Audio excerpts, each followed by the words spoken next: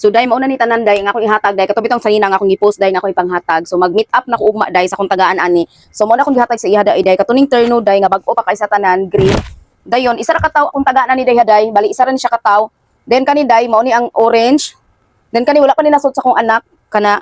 Then kani siya kumuton lang ni siya day pero bag-o pa kay ni day no ug wala pa ni nasuot sa akong anak. Then kani short ni siya duha ka buok. Pwede siya pang sapaw sa school, pwede kani siya pwede pang ligo. Then kani nga jacket day ganahan kay ko sa tanan ani day kay lagi ang design magud ani niya day avocado. Then wala pa sad ni nasuot sa ako ang piso. Dayon kani mga t-shirt kas ara ni kani wala ni nasuot sa akong piso.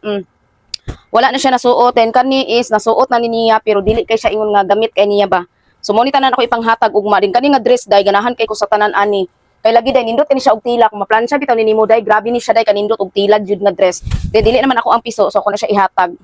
Sayang biya siya pero di naman siya masuotin kani siya day bag-o pa kay ni kas apa ni niya nasuot day Christmas party namo. Dayon kani sad ako ihatag ni. Bag-o pa sad din siya nga karsunis day. Dayon kani. Mao na ni siya din kani siya batrab na ni siya. Bag-o pa sad ni siya. So mo ni tanan ako ihatag ugma. Isa ra ka tawo ang akong tagaan ani day haday. So bali siya akong napilian day o taga Iligan City ra ang akong napilian ani. So isa ka tawo ra ang mag-angkon ani hatanan day mao na pag-comment mo daday no asa mo dapit sa Iligan kay lagi day mamili pa ko day kana ako daghan inog hatag nga mga dress, mga bag-o pa ug mga short.